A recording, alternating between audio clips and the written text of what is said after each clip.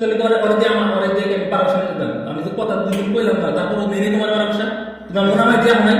তো তাই আমি আবার কথা দিলাম তোমার পারমিশন কথা মেনে তোমার দিয়ে আমি বুয়ার মতো কিছু করে রাস্তা আমি কি বুয়ার মতো তাই না পরে তুমি কেন আইলে না? তো যাই হোক কি আর কথা কম না মোবাইলে নাকি না না আমার সাথে আপনার কথা নেই। সম্পর্ক নেই না কোনো সম্পর্ক নেই। আমার যদি কোনদিন দেখছি যে এই যে মোবাইলে মেসেজ দিতে এটা কিন্তু চাপা থাকতো না।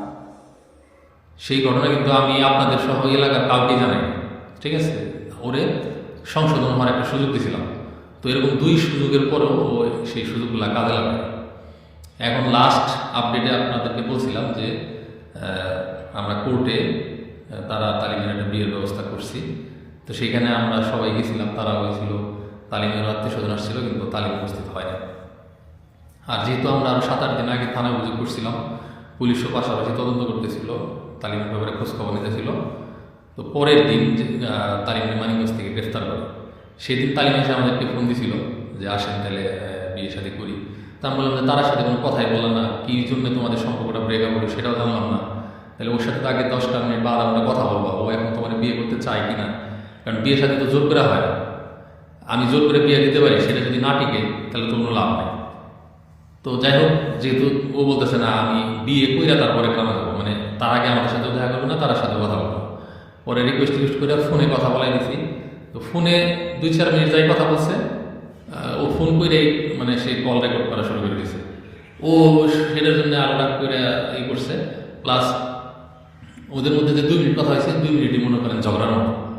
তো এই এখনো যদি সেই ঝগড়াই থাকে তাহলে আর মিলমিশ কীভাবে হবে? তো এখন বিয়ে করে নিয়ে আইনের হাত থেকে মুক্তি পায়, এরপরে যে ওর নির্যাতন হবে না বা হবে না, তার আসলে গ্যারান্টি কে দিবে?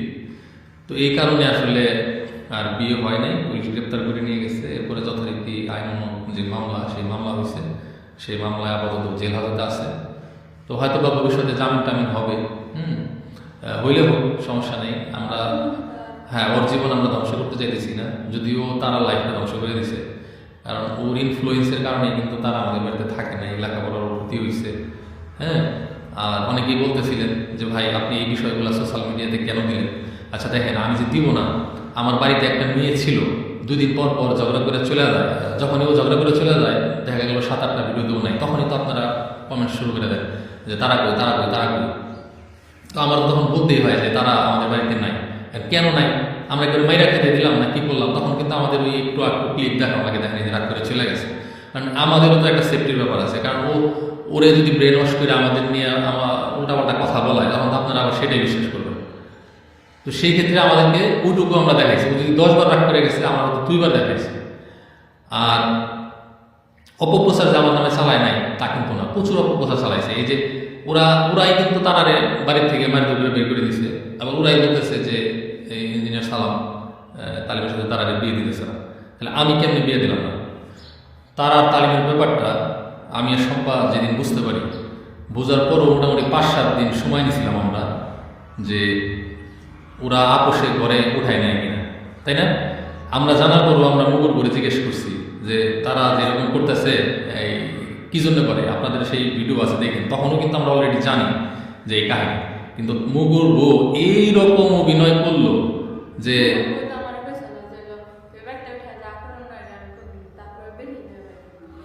তো মুগুর বই কিন্তু ওরে সাহস দিছিল যে তুই এই বাড়িতে এসে পড়, যেহেতু তালিম তোরে ইগনোর করতেছে আর সে যেহেতু আগে থেকে জানে। তো ওই ভরসায় কিন্তু ওই বাড়িতে উঠে।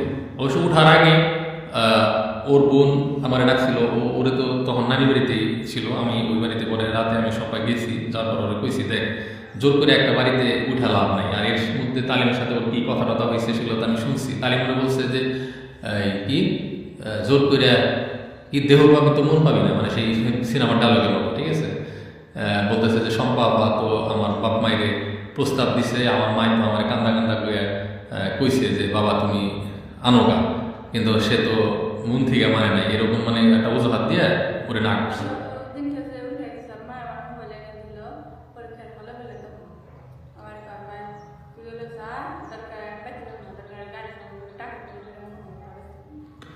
তো এইরকম সিচুয়েশনের পরেও আমি তারারে ওই দিন রাতে, মানে যেদিন ওই বাড়িতে উঠলো তার আগের দিন রাতে আমি তারা বোন সবাই মিলে ওরা অপশন দিলাম যে তালিমের কাছে যেতে পারোস, অথবা আমরা একটা ছেলে ঠিক করছিলাম মাস্টার্স পাস, ওই তালিমের মধ্যে সুন্দর চাপদারি 5 ওয়াক্ত নামাজ পড়ে, হ্যাঁ সেই ছেলেটা, আর ওর এক মামাতো ভাই আছে মনে হয়।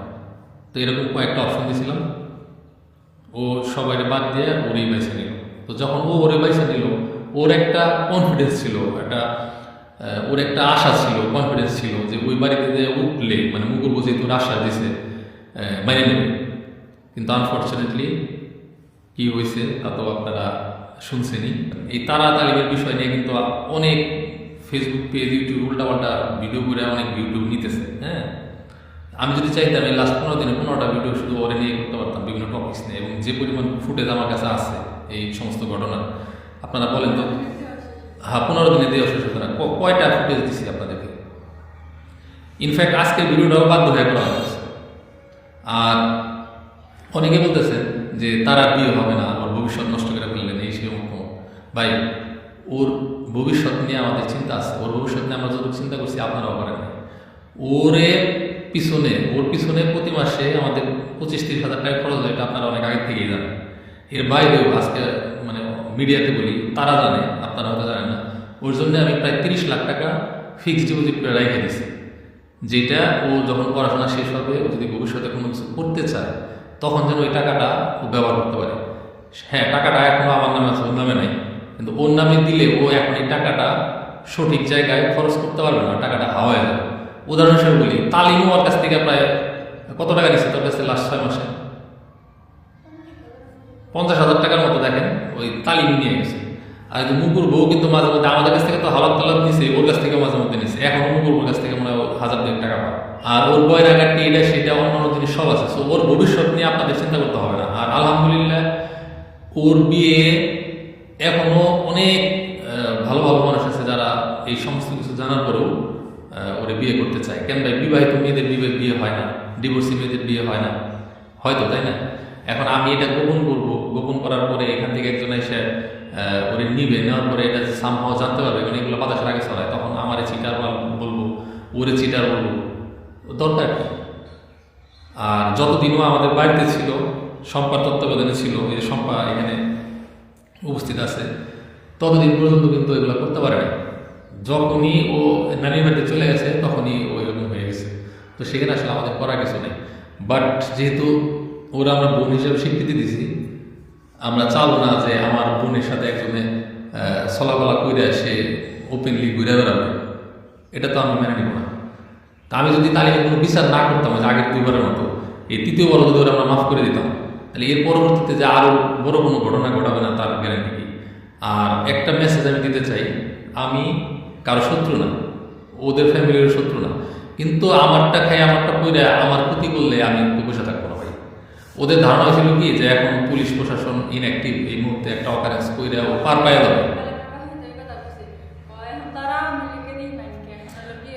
আচ্ছা, আওয়ামী লীগ থাক, বিএনপি থাক, যে দলই থাক, অন্যায় সবসময় অন্যায়, ঠিক আছে? অন্যায় সবসময় অন্যায়। আর পুলিশ চাইলে ভালো কিছু করতে পারে। হ্যাঁ, তো পুলিশের যারা এই ঘটনার সাথে, এই ঘটনাটা নিয়ে পুলিশের যে সমস্ত সদস্য কাজ করছেন তাদেরকে আন্তরিকভাবে ধন্যবাদ দিই, ঠিক আছে? হ্যাঁ, আবারও বলতেছি যে তালিমের সারা জীবন জেল খাটানো আমাদের উদ্দেশ্য না। আমাদের উদ্দেশ্য হতেছে যে ও যেন ভুলটা বুঝতে পারে। আমাদের সমাজে একটা খুব খারাপ জিনিস প্রচলিত আছে, সেটা হচ্ছে সবাই শুধু মেয়েদের চরিত্র নিয়েই কথা বলে। কেন ভাই, ছেলেদের কি কোনো চরিত্র হয় না? মানে এই জিনিস প্রকাশ্যে আসলে তালিমের কিছু হবে না, কিন্তু তারা আর সিসি করে দেবে। ছেলের কি চরিত্র নাই?